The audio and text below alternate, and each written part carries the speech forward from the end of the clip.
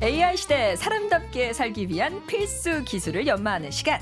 가지가지 연습실.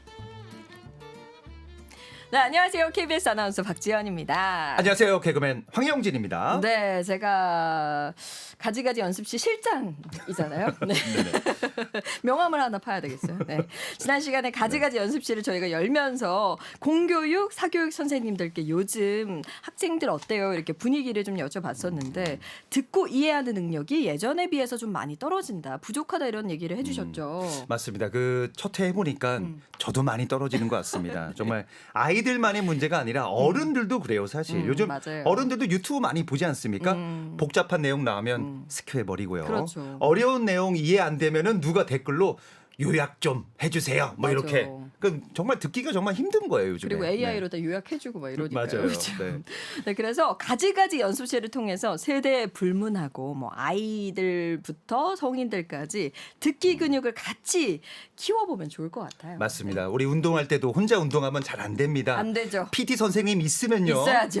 운동이 또 즐겁게 되고 잘 됩니다. 그렇죠. 같이 할 수 있는 사람이 있어야 돼요. 그럼요. 그래서 듣기 교육의 전문 PT 선생님 모셔왔습니다.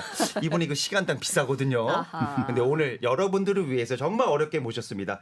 듣기 근육 빵빵하게 키워주실 오늘 PT 책임지실 분 한국진로진학정보원 진동섭 원장님 모시겠습니다. 안녕하세요. 어서 오세요. 환영합니다. 안녕하세요. 반갑습니다. 네, 네. 뭐 워낙에 교육 관련 책도 많이 내시고 교육 콘텐츠에도 출연도 많이 하셔서 아는 분들이 대다수이실 것 같지만 혹시나 모르는 분들을 위해서 소개 좀 부탁드리겠습니다. 네, 지금은 뭐 거의 모든 교육 질문에 시원하게 그냥 답을 해드리니까 네. 모든 교육 전문가라고 얘기를 하는데요.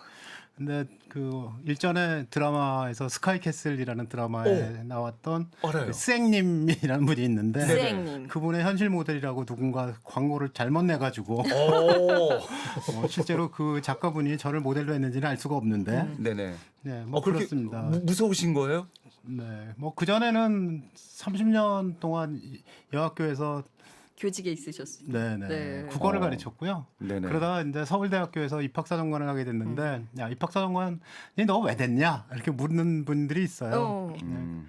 일단 모든 학교들이 무엇을 어떻게 가르쳐서 어떻게 평가하는지를 이해해야 되고 그리고 대개 대학 입시 제도는 이런 거야라고 이해하는 그런 이제 경험을 가진 사람이 입학사정관이 되거든요. 그래가지고 어떠다 보니까 서울대 입학사정관이 됐는데 서울대 입학사정관 중에 교육 문제에 대해서 이러쿵저러쿵 하는 사람이 저밖에 없는 거예요. 유일하긴 하죠. 그러니까 영진 씨도 그렇고 저도 네네. 그렇고 아이들이 어리잖아요. 그렇죠. 그래서 입학 사정관 모르죠. 입학 사정관 이 어떤 일을 하는지 잘 모르겠습니다. 네. 네, 뭐 사정 통사정 한다고. 아 유머도 있으시 재치 있으시네요 우리 재밌으시네. 원장님. 네네. 네, 그 학생들이 학교에서 무엇을 어떻게 배우고 네. 어떻게 평가했나 하는 것들이 학교생활 기록부에 기재가 되는데요. 네. 이 학교생활 기록부를 읽으면서 이 학생이 우리 학교에 와서 공부를 열심히 할 학생인지 앞으로도 공부할 생각이 있는 애인지 그리고 그 공부하기 위한 그 밑바탕에 어느 만큼 학습이 되어 있는지 이걸 보고 학생을 선발하는 사람이죠. 그러니까 서울대 합격의 당락을 좌우하는 어떤 중책을 맡으셨던 거잖아요. 그렇죠. 예. 몇 년 하다 그만뒀습니다. 아, 지금은 안 하시고요. 아 그렇죠. 예. 힘드셨어요? 사정관을 하면 그 서류를 네. 집중적으로 평가하는 기간에는 굉장히 오랜 시간 동안 봐야 되는데 그게 이제 그 나이가 들면 점점 집중력이 떨어지니까 이거 내가 그만둘 때가 됐구나. 그래가지고 이제 네. 그만두고 난 다음에 사실 집에서 놀려고 그랬는데 자꾸 이런 데 불러요. 아니 그러니까요. 아니 뭐 쉬고 싶다고 말씀하셨지만 교육 관련된 책을 엄청나게 많이 내셨어요.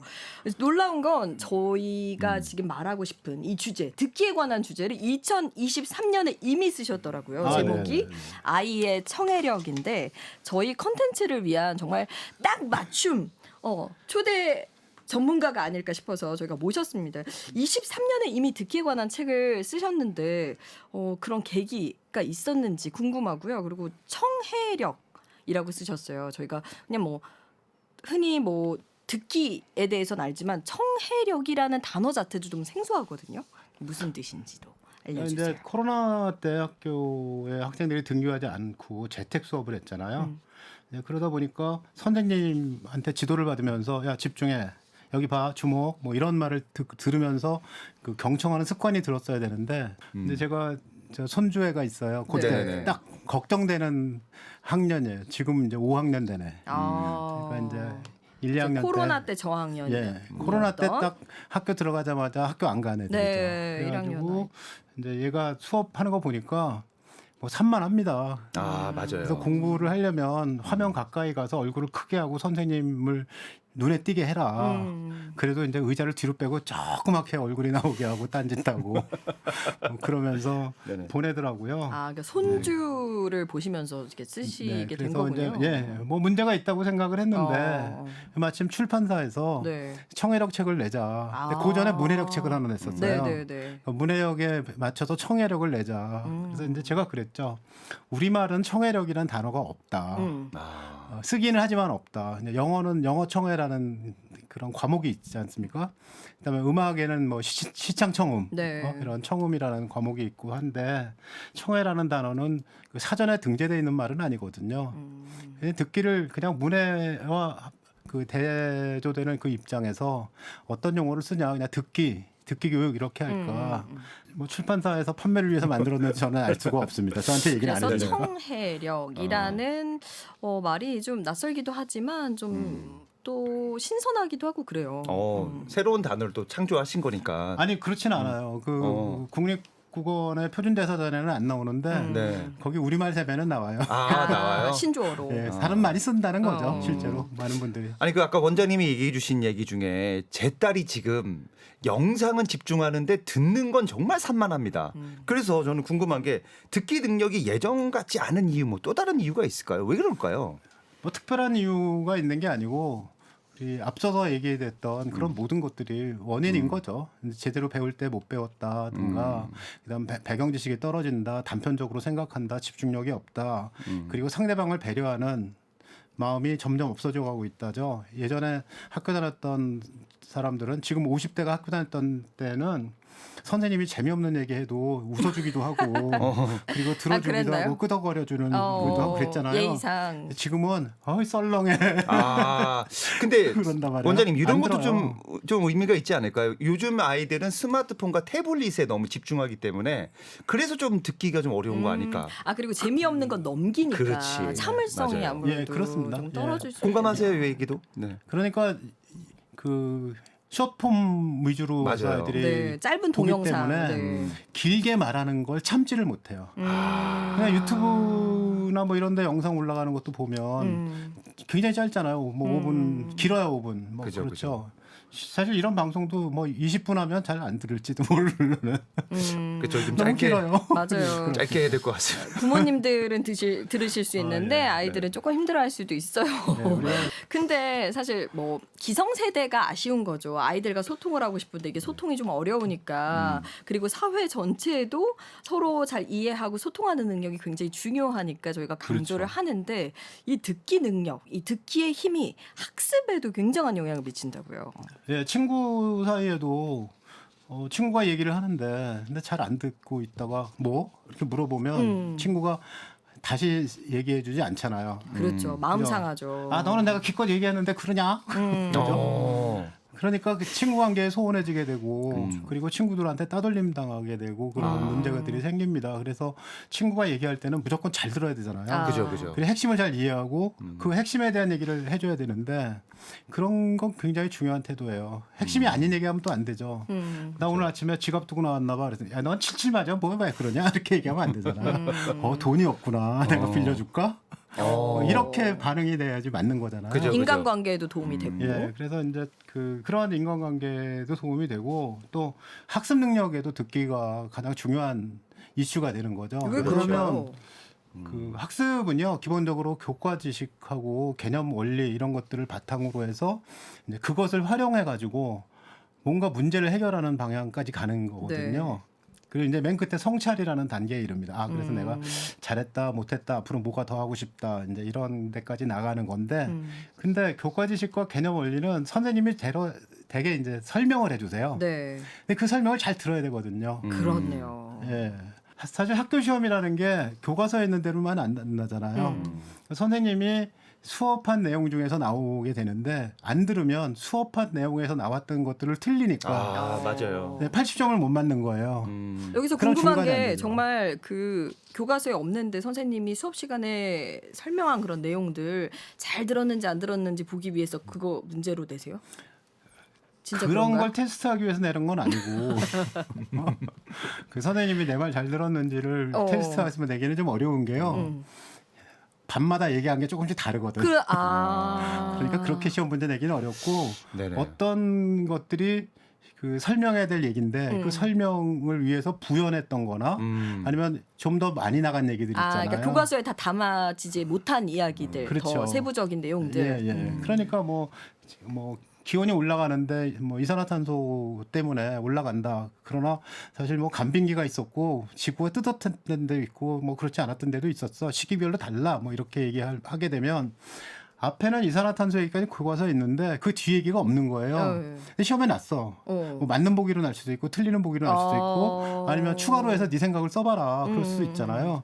근데 들은 게 없으니까 일단 교과서만 공부하면은 성적이 제대로 안 나올 수 원장님 있죠. 이산화탄소 얘기하니까 안 들리기 시작합니다. 저는. 벌써? 학교 생각이 나서.